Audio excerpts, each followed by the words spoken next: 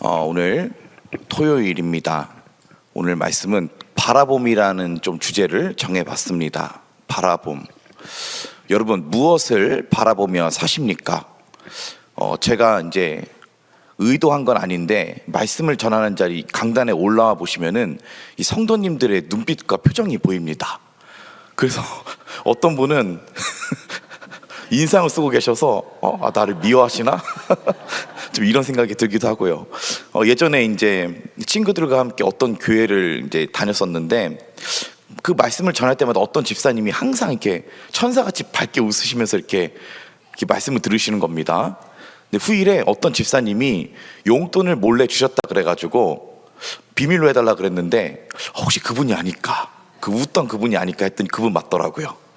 그러니까 이게 바라보는 그 태도가 제가 보기에 또 다 보입니다. 근데 하나님은 어떻게 하나님도 아시겠죠. 우리가 하나님을 어떤 마음으로 바라보며 예배를 드릴 것인가.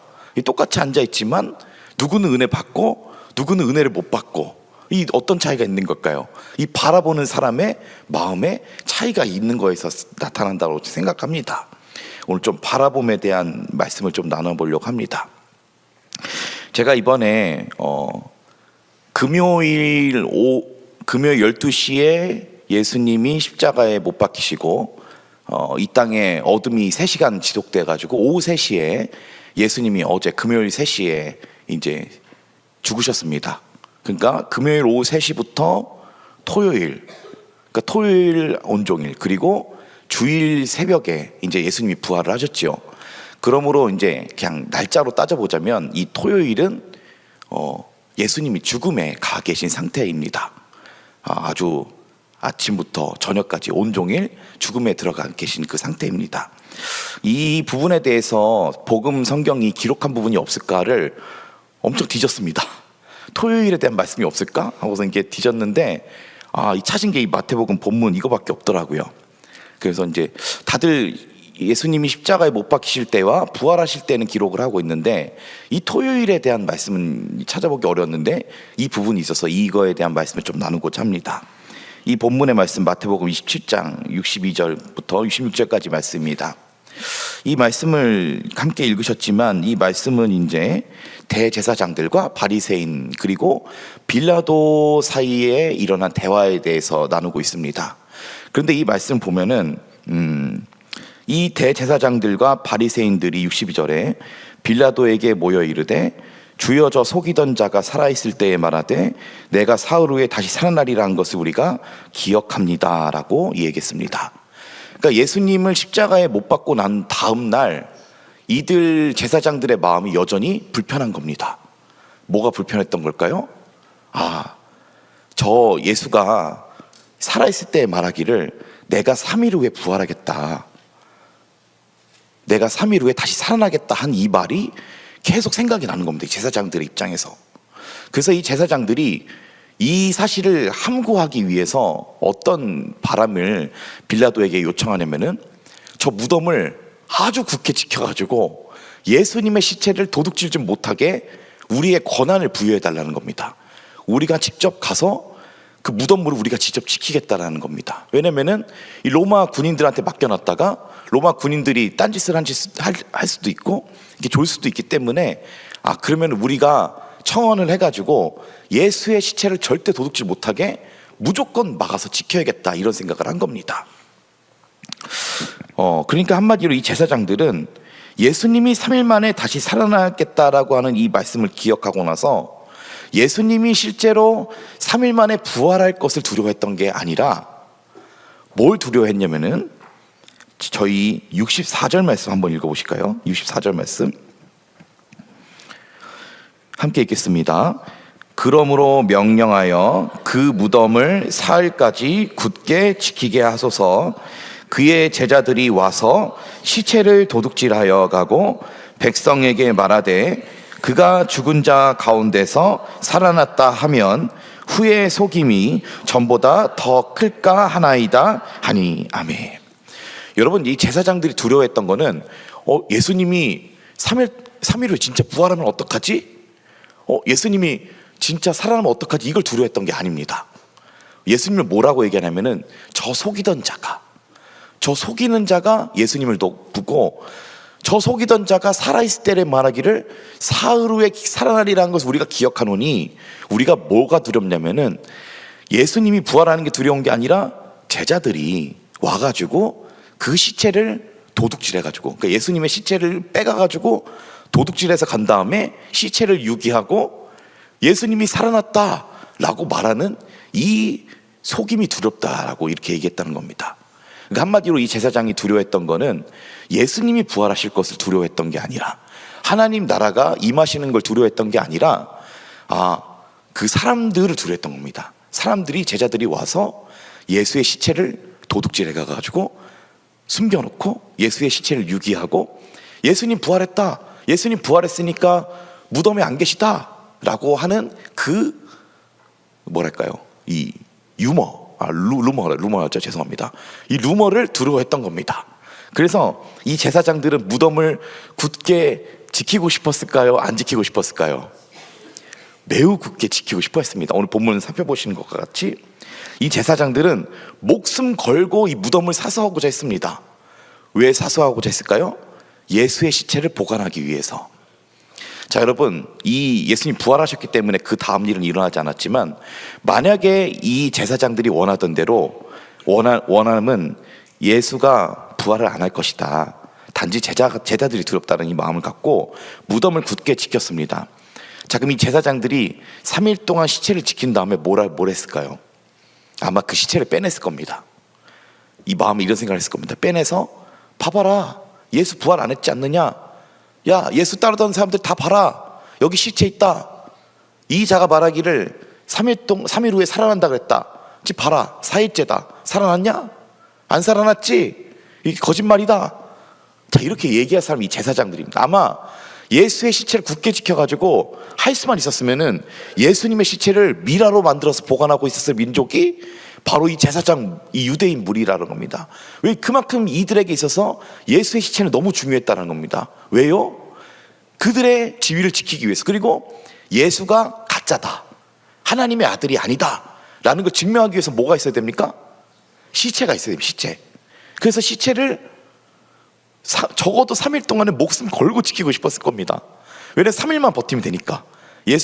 예수님이 3일 후에 부활하리라 했으니까 적어도 3일간은 내가 잠도 안 자고 지켜내겠다 하는 이 마음이 이 제사장들에게 있었을 것입니다. 자, 시체가 있어야 부활을 안 했다고 증거할 수 있기 때문입니다. 예수님이 부활 안 했다는 것을 증명할 수 있었기 때문입니다. 봐라, 이 사람 살았을 때 3일 만에 부활한다고 했는데 봐라, 부활 못하고 여기 누워있다. 자, 이렇게 얘기했을 것입니다. 자, 그런데 지금 우리가 예수님의 시체를 찾을 수 있나요? 없죠. 예수님 시체를 아무도 안 갖고 있습니다. 자, 그러면 한편으로 우리의 마음에 이런 의심이 들 수도 있겠습니다. 그러면 진짜 유대인들 말대로 예수님 시체를 진짜 도둑질 해갔나, 제자들이? 3일 동안은 잘 지켰는데 3일 후에 제자들이 그러면 몰래 빼돌렸나?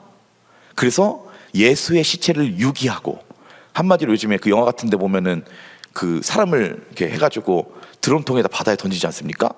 그것처럼 그럼 제자들이 예수의 시체를 빼돌린 다음에 그 시체를 아무도 못 보게 딴 데다 묻어놓거나 바다에 던졌을까요?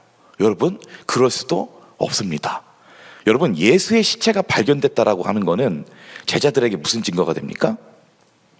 믿음이 없다라는 걸 증명하게 됩니다.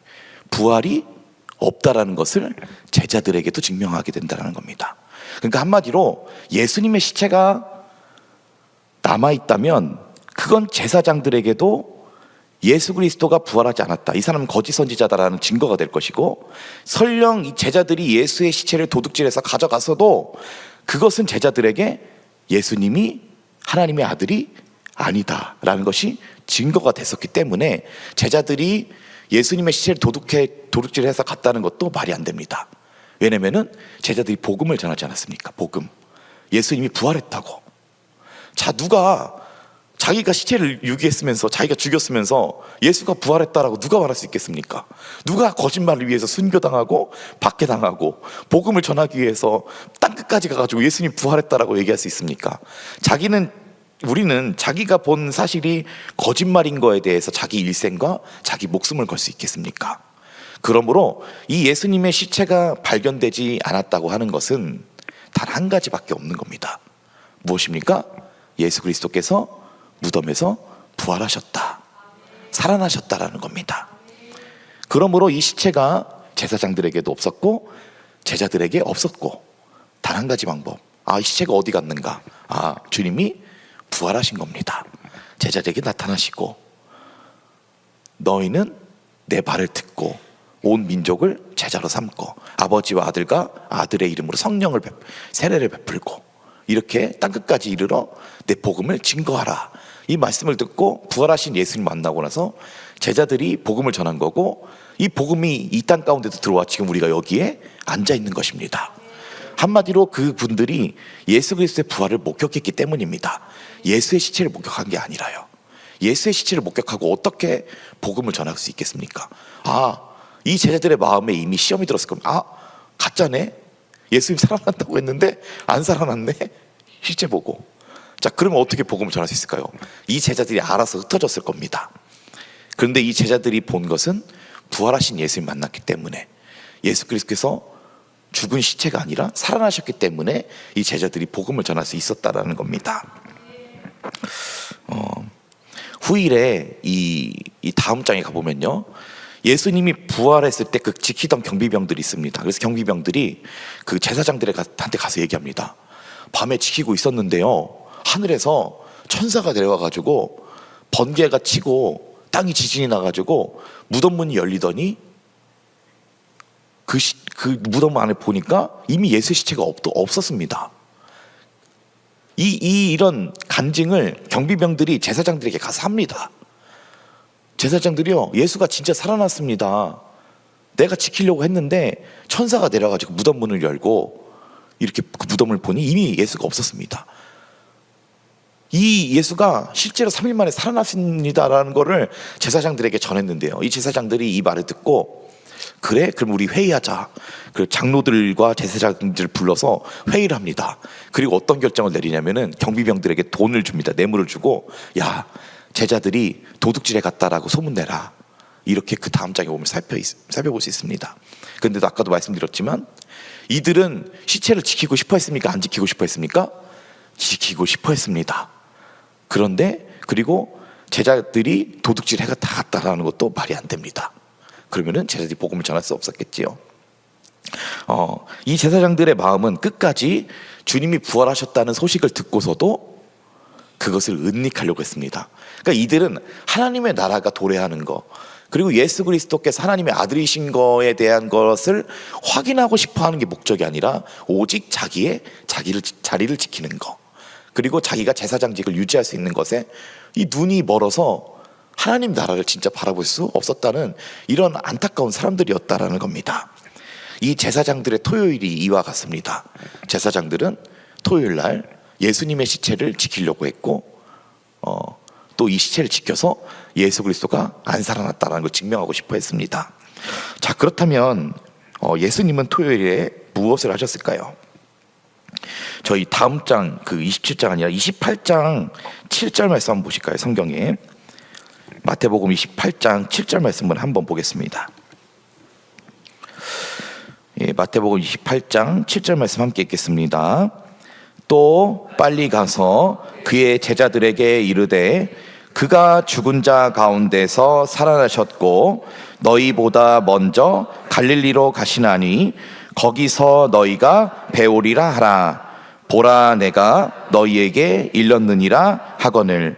아멘. 이 천사가 전하는 말씀, 천사가 무덤 문을 굴려주고 나서 보니까 예수님의 시체가 이미 없습니다. 예수님이 이미 부활하신 거죠. 새벽에 이 부활을 하셨는데, 이 무덤을 보러고 갔던 마리아와 다른 막달라 마리아와 다른 마리아에게 천사가 해준 말씀입니다. 빨리 가서 그의 제자들에게 이르되 그가 죽은 자 가운데서 살아나셨고 너희보다 먼저 갈릴리로 가시나니 갈릴리에서 너희가 뵐 것이다. 예수님 살아계실 때 먼저 이거 말씀하셨습니다. 내가 살아나면 너희보다 먼저 갈릴리로 가 있겠다. 이거 약속을 해주시고 하신 말씀, 똑같이 천사가 전해준 말씀입니다. 자, 이 말씀 보시면은 천사가 이렇게 얘기합니다. 7절에 그가 무슨 자 가운데 살아나셨다 말씀하십니까? 죽은 자 가운데서 살아나셨다라고 얘기합니다. 죽은 자 가운데 살아나셨다. 자, 그러면은 예수님은 토요일에 어디에 계셨던 겁니까? 죽은 자 가운데 계셨던 겁니다. 죽은 자들 가운데. 이 히브리서 말씀에도 보면 2장에 이 죽은 자들에 내려가서 그들의 이 권세를 이게 회복하기 위해서 한 말씀이 있는데요. 그 예수님도 똑같이 우리와 똑같은 죽음의 모습을 가졌다라고 말씀하셨습니다. 그래서 보면은 예수님은 토요일 날 죽은 자 가운데 계셨습니다. 저희 조금 마태복음 12장 한번 찾아보실까요? 마태복음 12장.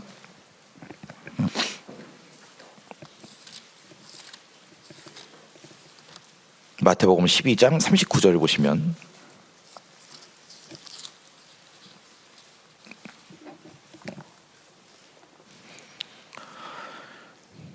네, 마태복음 12장 39절 말씀 40절까지 말씀 한번 읽어보겠습니다. 예수께서 대답하여 이르시되 악하고 음란한 세대가 표적을 구하나 선지자 요나의 표적밖에는 보일 표적이 없느니라. 요나가 밤낮 사흘 동안 큰 물고기 뱃속에 있었던 것 같이 인자도 밤낮 사흘 동안 땅속에 있으리라. 아멘. 이 예수님 말씀하신 거죠. 우리 목사님 말씀해 주신 말씀처럼 이 악하고 음란한 세대가 표적을 구하나 선지자 요나의 표적밖에는 보일 표적이 없다. 이 예수님이 보일 표적은 뭐밖에 없다라는 겁니까? 요나의 표적밖에 없다. 자, 이 요나의 표적이 무엇인가? 40절 말씀 보면은 요나가 밤낮 사흘 동안 큰 물고기 뱃속에 있었던 것 같이 인자도 밤낮 사흘 동안 땅속에 있으리라. 예수님이 어디에 계시겠다는 겁니까? 밤낮 사흘 동안 땅속에 있을 것이다. 그럼 예수님이 땅속에 들어갔다 나오겠다는 건 육체적인 땅속을 얘기하는 게 아니라 음부에 내려가셨다는 걸 얘기하는 겁니다.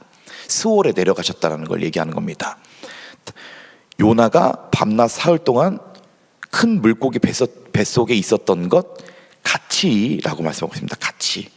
요나가 물고기 뱃속에 3일 동안 있었던 것 같이, 똑같이. 이 헬라어 살펴보면은 이 같이라는 이 단어가 호스펠이라고 하는데 꼭 같이라는 뜻을 갖고 있습니다. 꼭 같이, 꼭 같다. 이 쌍둥이가 똑같은 것처럼 꼭 같이 인자도 땅속에 거기에 있을 것이다.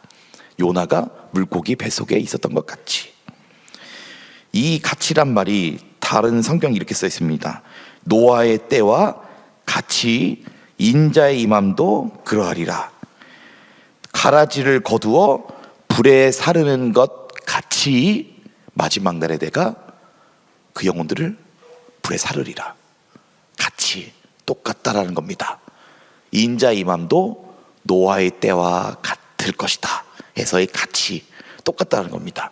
그러니까 한마디로 예수님이 밤낮 사흘 동안 땅속에 있었던 것은 마치 요나가 밤낮 사흘 동안 물고기 뱃속에 있었던 것과 똑같이 주님도 그 뱃속에 계시겠다라는 겁니다. 자, 그래서 우리가 마지막으로 좀 요나의 기도를 한번 찾아보았으면 좋겠습니다. 예수님은 토요일날 무엇 하고 계셨을까? 스올에 삼켜져 기도하고 계셨습니다. 저희 요나서 1장 17절에서 2장 10절까지 한번 찾아서 읽어보겠습니다. 요나서 1장 17절에서 2장 10절까지.